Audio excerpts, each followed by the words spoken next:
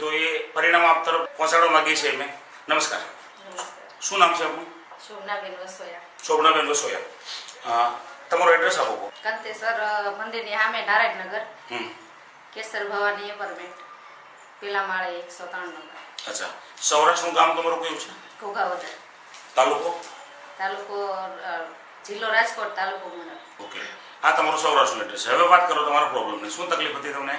પ્રોબ્લેમમાં મને ગોઠાનો દુખાવો હતો, 2 હાથના દુખાવા હતા, અને B12 ઘટતું હતું, માથાનો દુખાવો, કમરનો દુખાવો, હોજા ચડી જાય, શરીર બહુ ઓછી જતું. હા. તો આના માટે આપણે દવા ક્યાં ક્યાં લીધેલી છે? દવા તો બધી ઘણી જગ્યાએ લીધી, દેશી દવા એટલી કરી, અને અલગ અલગ ડોક્ટરને બતાવ્યા, પૂજા હોસ્પિટલમાં બતાવ્યું. પછી બીજા કયા ડોક્ટરને બતાવેલું? હાડકા માટે અહીંયા સવાણી હોસ્પિટલ બતાવ્યું. અચ્છા, વેડ રોડ? હા, વિરાણીમાં બતાવ્યું. તો ત્યાં શું કીધેલું તમને? ત્યાં ઓપરેશન કરવાનું કીધું હતું મને. એટલે શું કીધેલું? નસ અહીંયા હોલ પાડી, કાપો પાડીને પછી ઓપરેશન કરવાની કે આ નસ દબાઈ છે કે, એટલે આ દુખાવો થાય છે તમને, કોણી ઉપર બહુ દુખાવો થતો. અચ્છા. અને પછી સોજા ચડે છે, એ સોજા કેટલા ટાઈમે ચડતા હતા? સોજા તો મને 7-8 વર્ષથી રહેતા જ રોજના માટે. B12 ની બધી તકલીફ હતી ને, ડોક્ટર એવું કીધું કે એના હિસાબે સોજા ચડી જાય તમને. અચ્છા. પછી આ B12 ની શું સારવાર લેતા હતા તમે? B12 ના મને 6-8 મહિને 20-25 ઇન્જેક્શનનો કોર્સ કરવો પડતો. 6 થી 8 મહિને? હા, 20 તો સાચા છે. અચ્છા. એકાત્રા તો એ B12 ઇન્જેક્શન તમે 8 વર્ષથી લેતા હતા, એમાં કોઈ ફાયદો થતો હતો તમને? નહીં, એમાં ફાયદો નહીં. મને 6 મહિને લઉં એટલે 6 મહિના સારું રહે એમ. પાછા લેવા પડે? પાછા લેવા પડે. પછી એ સિવાય તમે બીજું શું લીધું? એ સિવાય મેં મોદી કેરમાંથી એમાં એક જ્યુસ આવે ને એક કેપ્સ્યુલ આવે. શેના માટે આવે? એ B12 ઘટતું હોય, કેલ્શિયમ ઘટતું હોય, પછી કમરનો દુખાવો છે એ માટે. હવે એ બધું કેટલા ટાઈમ સુધી લીધેલું તમે? મોદી કેરમાંથી મેં 3 મહિનાનો કોર્સ કર્યો. એનો ખર્ચ કેટલો થયો? એમાં ખર્ચ મને 5000 નો થયો. 5000 નો? હા. કોઈ રાહત? એમાં કોઈ રાહત નહીં. પછી બીજી ડોક્ટરની દવા હતી બધી, અને પછી કેવી રીતે કોન્ટેક્ટ થયો તમારે કિરીટભાઈનો? મારે ફેસબુક કોન્ટેક્ટ છે તમારે. ફેસબુક દ્વારા? અચ્છા. તો કિરીટભાઈના સંપર્ક પછી તમે આ પ્રોડક્ટ કેવી રીતે મેળવેલી?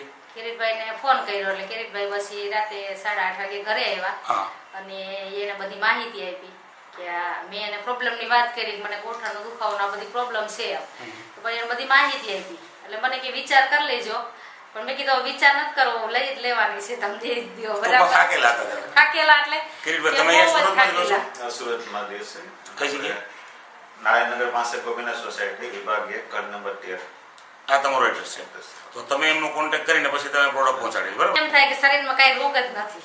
આ પ્રોડક્ટ શરૂ કરી હતી ત્યારે આમ કઈ થયેલું તમને? હા, એ પ્રોડક્ટ શરૂ કરી એટલે 3 ડબ્બા લીધા ને, ત્યાં સુધી આમ થોડું ખારું લાગ્યું. ચોથો ડબ્બો ચાલુ કર્યો એટલે પછી આમ દુખાવો એટલો થાય કે બેઠા હોય તો ઊભું ન થવાય. ઊભું થવું હોય તો વિચાર કરવો પડે. પછી ક્યારેક તેવો વિચાર થાય કે આ દવા વધારે ચાલુ કરી એટલે દુખાવો વધી ગયો છે કે હું. પછી કિરીટભાઈને ફોન કર્યો, તો એ કિરીટભાઈ એવું કીધું એમ કે બહુ દુખાવો થતો હોય તો ડોક્ટરની ગોળી લઈ લ્યો એમ.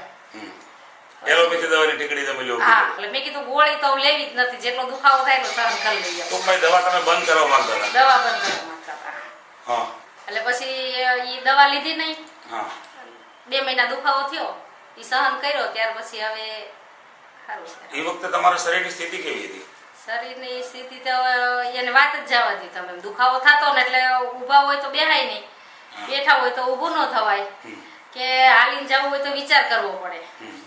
આમ તમે દાદર નહીં, 5 દાદર ચડવું ને તો એ 6ઠે દાદરે તેમ થાય કે ઘડીક વાર ઊભી જ રહી જાવ. 5 પગથિયા ચડ્યા? 5 પગથિયા ચડવું એટલે એમ થઈ જાય કાંઈ ઊભું રહી જવું છે, ઘડીક ઊભું રહી જવું પડે એમ, એટલો દુખાવો થાય. પછી આમ ઘરકામ કરવામાં? ઘરકામ તો કાંઈ કરતી જ નહીં. અચ્છા. તો આ 6 મહિનાનો કોર્સ લીધા પછી હવે હાલમાં પ્રોડક્ટ તમારે ચાલુ છે કે બંધ છે? અત્યારે તો મેં બંધ કરી દીધી છે. કેટલા ટાઈમથી બંધ કરી છે? દિવાળીએ મેં બંધ કરી દીધી, 2 મહિના થયા. દોસ્તો અત્યારે કમ્પ્લીટ 2 મહિના થઈ ચૂક્યા છે. અત્યારે પોષ મહિનાની 3 કે 4 એટલે કે 2 મહિનાને 4 દિવસ થઈ ગયા છે આ પ્રોડક્ટ બંધ કરી. તો હવે કેવું લાગે છે? અત્યારે તેમ થાય શરીરમાં કઈ રોગ જ નથી એમ. અચ્છા. તમે કઈક દિવાળીની વાત કરતા હતા, શું કહેતા? હા, એ તો દવા પૂરી થઈ ને પછી દિવાળીએ દેશમાં ગયા. હા. તો ચામુંડના ચોટીલા છે ને, ત્યાં છોકરા કે નહીં ચડાય, કે પગનો દુખાવો છે. મેં કે ના ચડાઈ જ જાય. દાદરે ચડાઈ ગયા, ત્યાંથી પછી થોડુંક હાલીને આ બાજુ સાઈડમાં આવ્યા, અને અઠવાડિયું 10 દિવસ બધે રેખડા, પણ પગની કોઈ પ્રોબ્લેમ હતી દોસ્તો, જે બેન એક માળનો દાદર ચડવામાં 4 પગથિયા પછી થાકી જતા હતા, બેસી જવું પડતું હતું, એ ચોટીલા મોટો ડુંગર ચડીને આવ્યા છે સૌરાષ્ટ્રમાં જઈને, છતાં કોઈ પ્રોબ્લેમ નથી અને હાલમાં પ્રોડક્ટ બંધ છે. બરાબર ને? હા, હવે આમ ઘરકામ કરવામાં કેવું લાગે છે? ઘરકામ કરવામાં કાંઈ પ્રોબ્લેમ નથી એમ. પછી કોઈ જગ્યાએ બહાર જવું હોય તો? બહાર જવું હોય ત્યાંથી રામભટી જવું હોય તો હાલીને જાય છે. શું વાત છે. સરસ સરસ. તો કિરીટભાઈને તમે શું કહેવા માંગો છો? આ પ્રોડક્ટ તમને આપી છે એવી છે? કિરીટભાઈ ને એવું કહેવા માંગુ છું કે કિરીટભાઈ મેં જ્યારે ફોન કર્યો ને ત્યારે ભગવાન બનીને આવ્યા અને અમારું બધું દુઃખ દૂર થઈ ગયું આ દવાથી એમ. અચ્છા અચ્છા, સરસ. તો કિરીટભાઈ તમારા માટે એકંદરે આમ ભગવાન હા, કહેવાય, એમ માનો છો ને? ભગવાન થઈ ગયા કે એ તો જે જાણકારી તમે આપી છે એ બદલ આપણો ખૂબ ખૂબ આભાર.